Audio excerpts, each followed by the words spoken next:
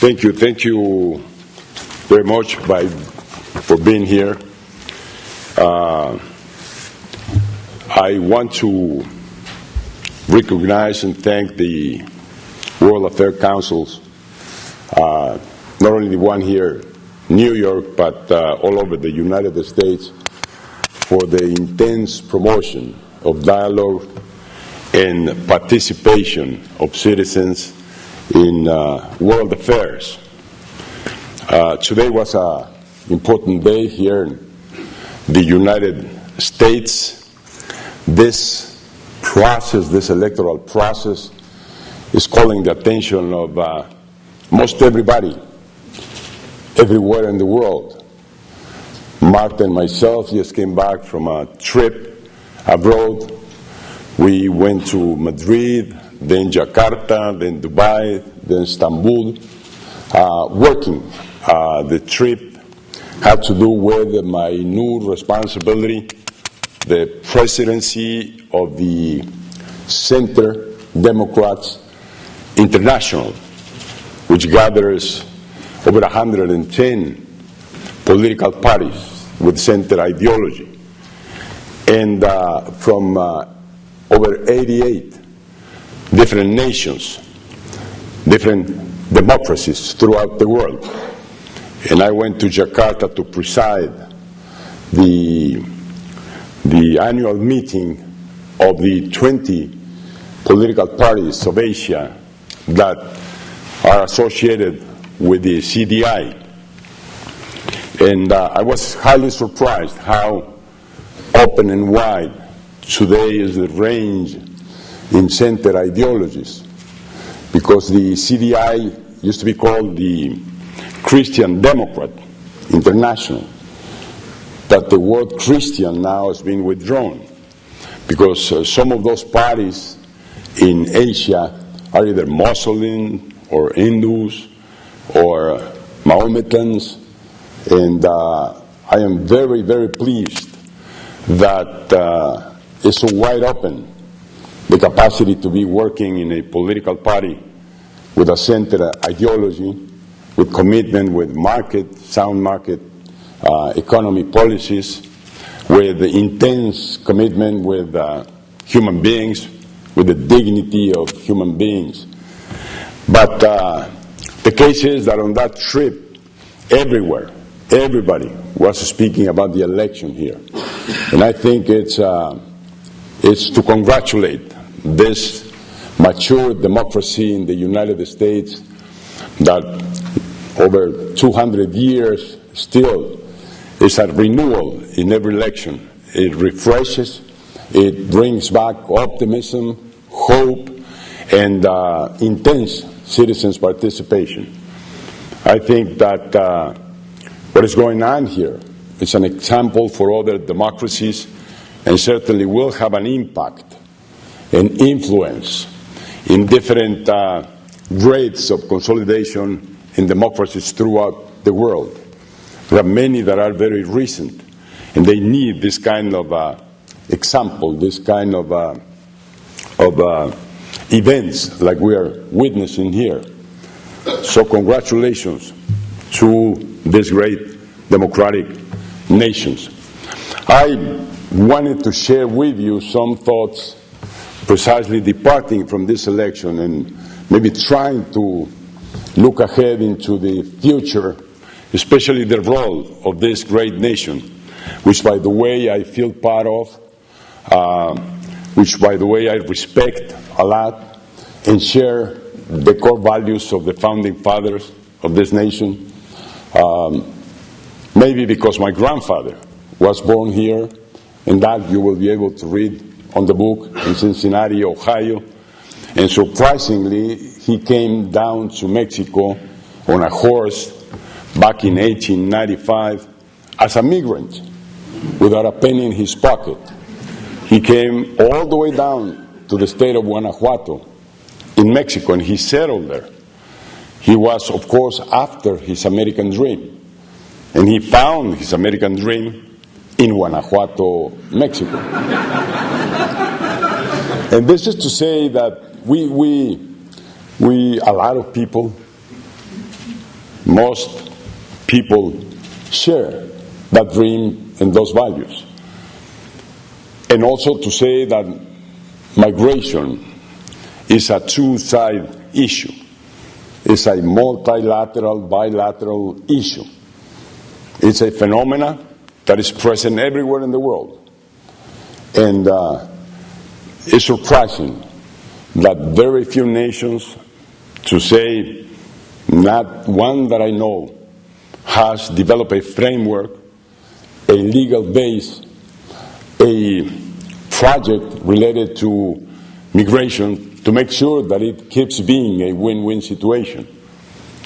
No doubt that migration is an asset to most nations. We just have to see how this nation was built and developed by migrants.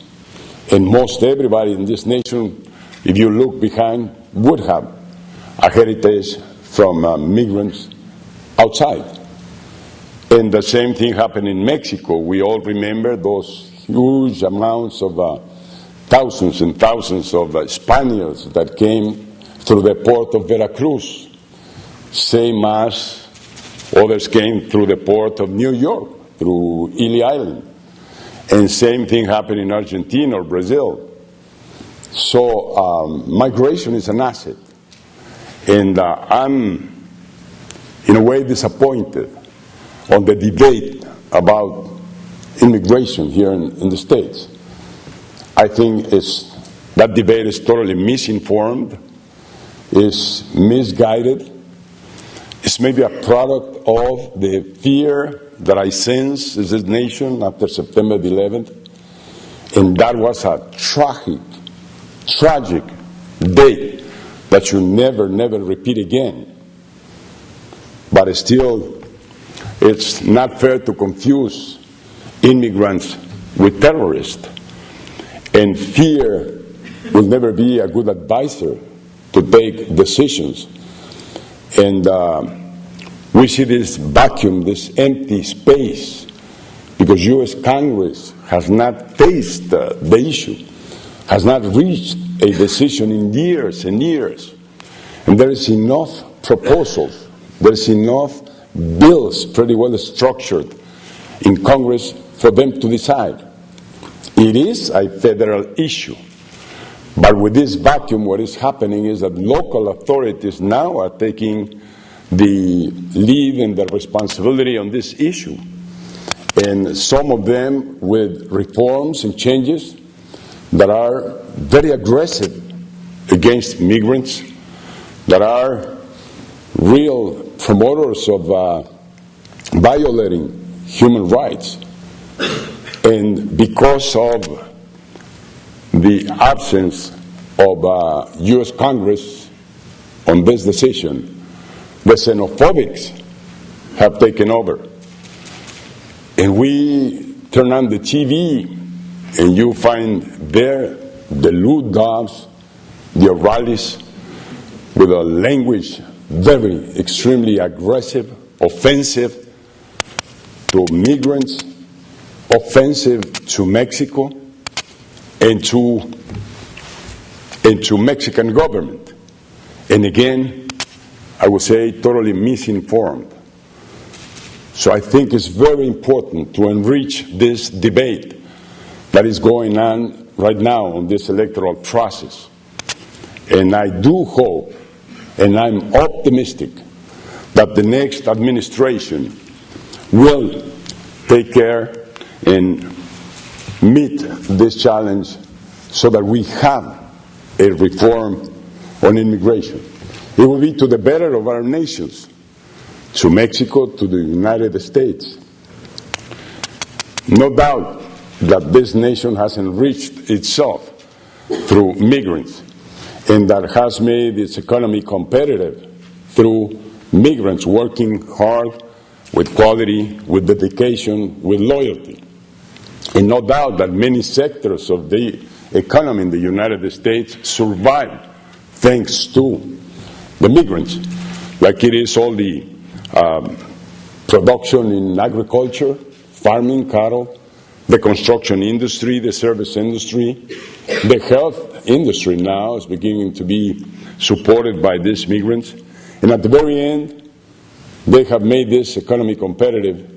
And at the very end, they have brought in quality of life to the homes of U.S. families. So my respect to all migrants. I should make clear that I'm not for illegality, that I am not for open borders. What I am for is legality, order, and a proper framework to manage the issue of migration. It's a bilateral issue. We both have to do, because the United States needs those workers and hires those workers to the benefit of this economy. And Mexicans, I should say, because it's a wrong opinion, that not all migrants, I would say only a very few migrants come here because of hunger or because they don't have a job. Most of them that are coming in the last years, they do have a job in Mexico. They do indeed have income. But the migrant, like my grandfather, is always looking for better. Is always looking to improve the conditions of its family. And this is why they take that decision, why they take the risk, and why they come here. So I think that this is one key issue for the future, and the decision on immigration should be taken now, if possible. Of course, that to the future, what this nation is facing, and the next administration will do so, it's very complicated, very complex, the situation in the world.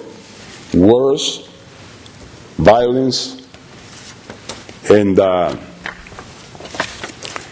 all this shake-ups and crisis of the economy and the financial system today that, again, call for attention everywhere in the world. What I foresee is that a change in the paradigm of the presence and leadership of this great nation in the world. This change in paradigm should move towards diplomacy over military force. It should move towards multilateralism over unilateralism. It should move to democratic and compassionate leaders, solidarity over selfishness, unity instead of dividing, listening over imposing, negotiating, democratic dialogue with full respect to other nations. Of course, no interventions like the one in Iraq or in other parts of the world. That's why we created the United Nations. We all together did. Mexico, United States were founders of that great institution that should be reinforced, restructured, reformed, so that it meets the challenges of bringing peace and harmony among nations.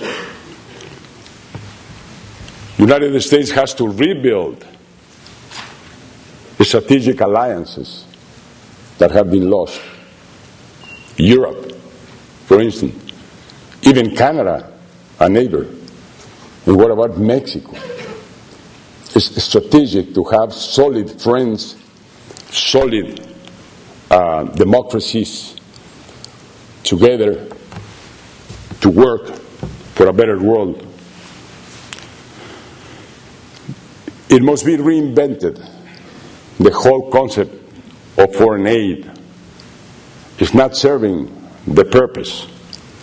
It has to be granted with a sense of responsibility. We should move from foreign aid to a partnership for prosperity. It's much better to invest, much better to teach how to fish than to give away the fish. This nation must work together with other developed economies in the world to assure the compliance made public, the commitment of putting on the aid program 0.7% of the gross product. I witnessed that commitment. I was present when the leaders committed.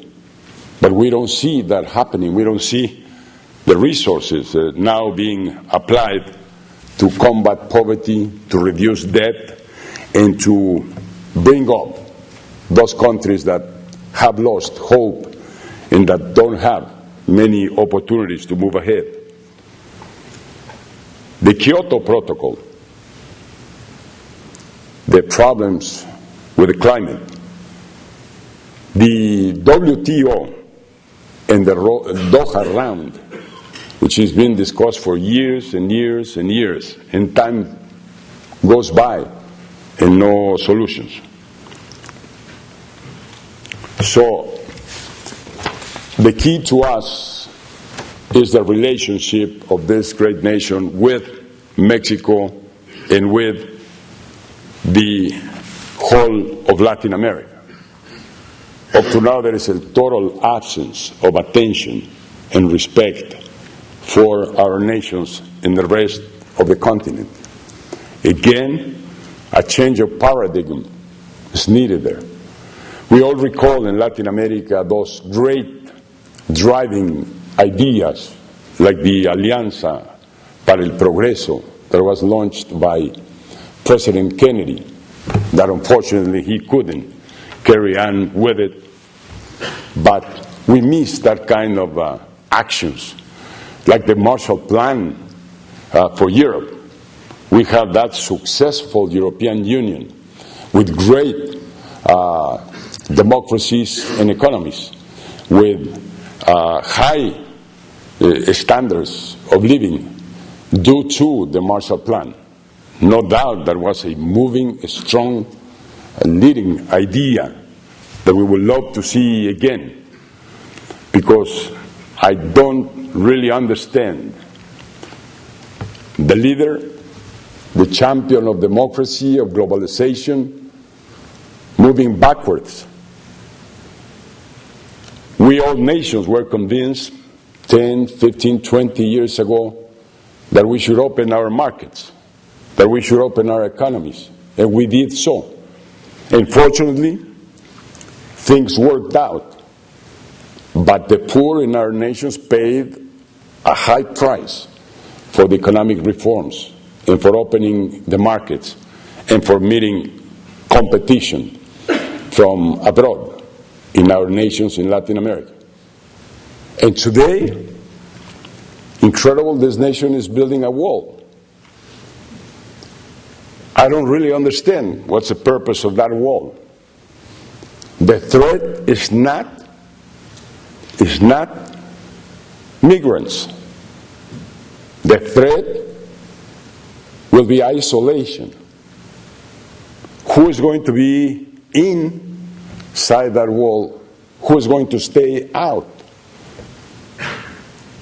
What's going to happen with the Andrew Groves, president of Intel, who came from Hungary and has contributed to this nation incredibly, to the competitiveness of this economy, to create jobs? And how many more people will be on the same dilemma? President Reagan, in front of the wall in Berlin, shouted loud and clear, "Tear off this wall." Walls don't work. The Berlin Wall didn't work against freedom. The Chinese Wall didn't work against their enemies.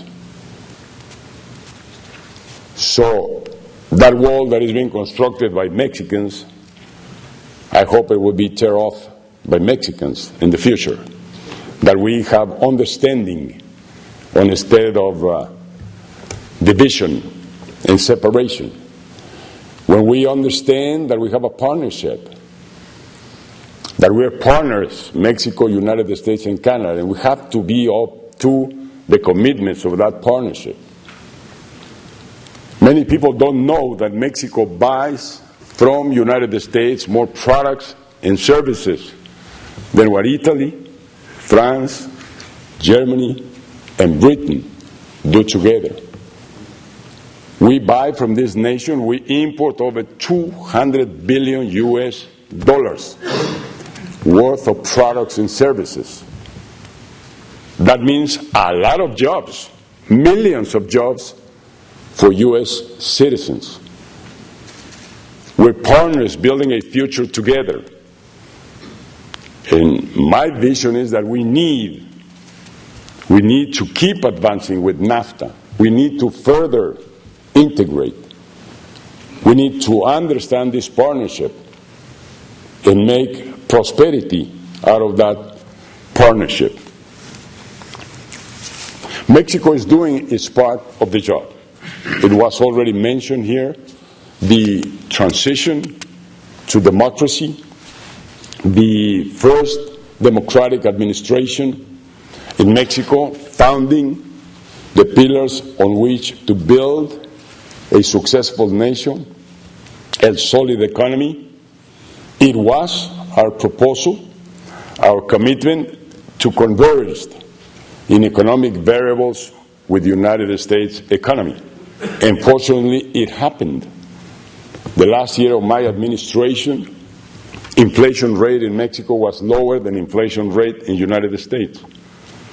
Interest rates in Mexico were at the same exact level than interest rates in the United States. And we came a long way from very high interest rates and very high inflation to those figures. And we had a superávit on the budget, which this nation cannot say. And today, the foreign debt of Mexico has been reduced to half of what it was, from 80 billion to 40 billion. And a last word about democracy, because it's something that we must protect, that we must nourish and promote. Specifically today, when we see these regression trends, these worrying trends in Latin America. It was very difficult for Latin America the 20th century. We were the big loser. We lost our time in hands of dictators, military dictators, personal dictators, authoritarian governments, corruption. That was the 20th century for Latin America.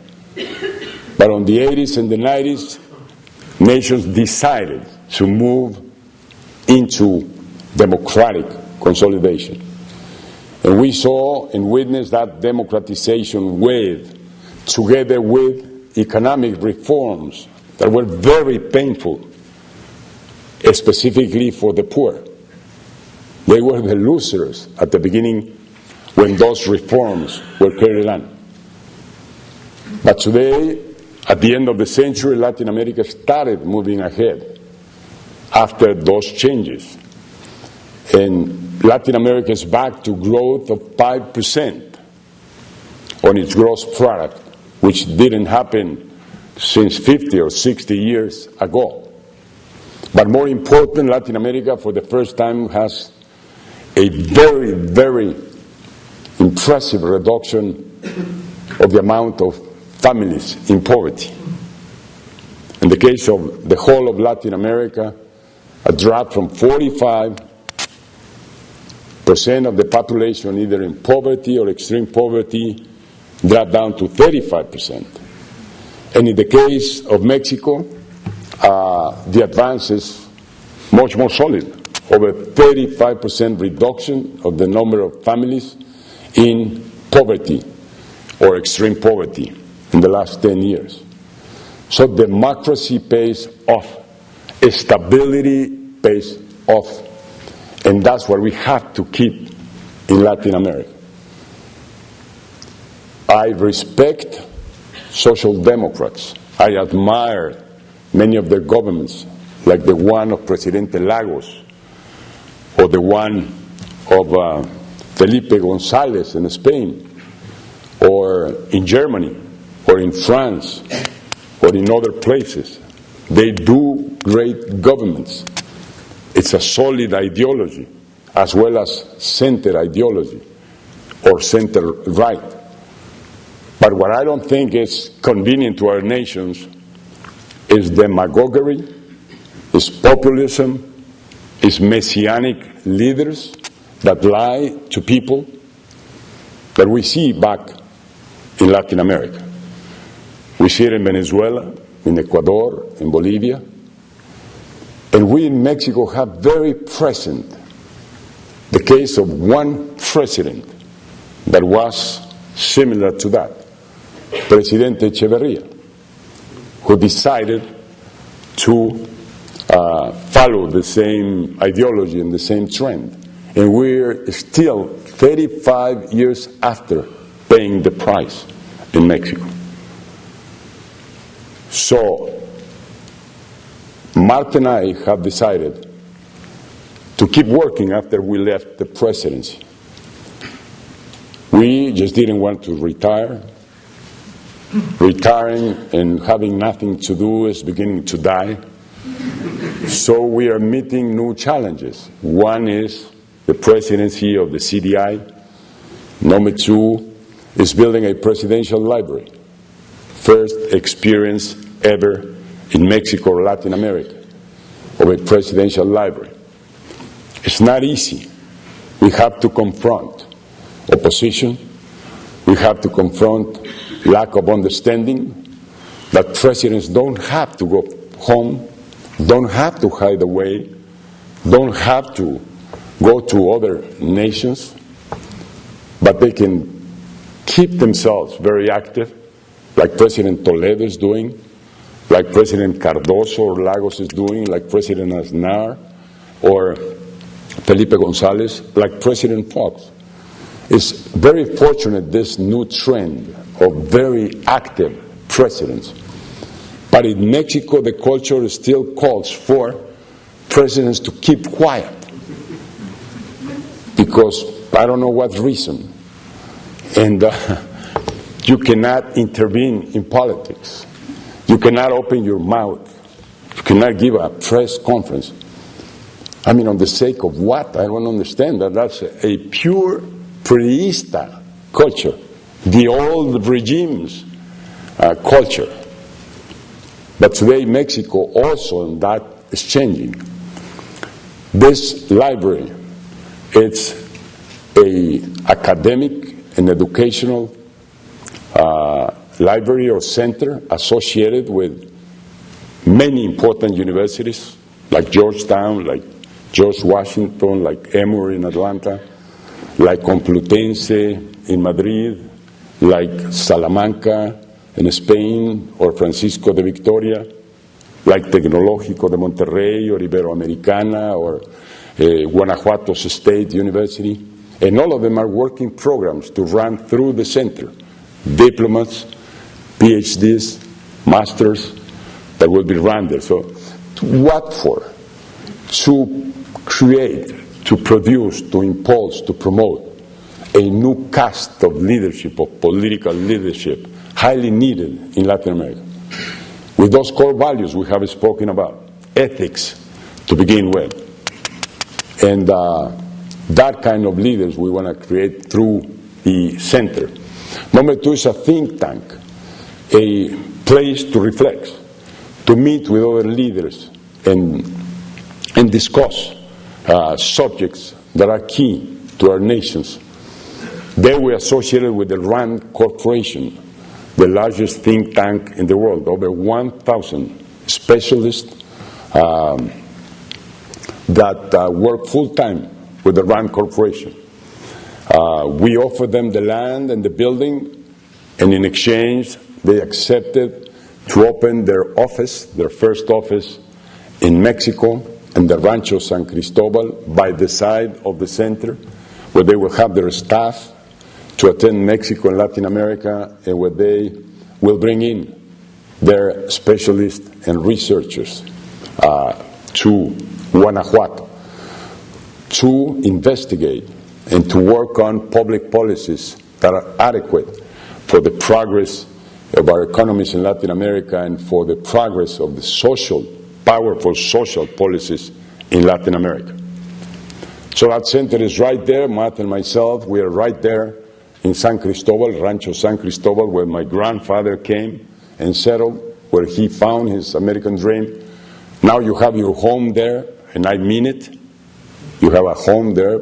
All of you will be open arms and waiting for your visit. You can contact us on www.centrofox.org.mx. Thank you very much for your attention. Now, we proceed with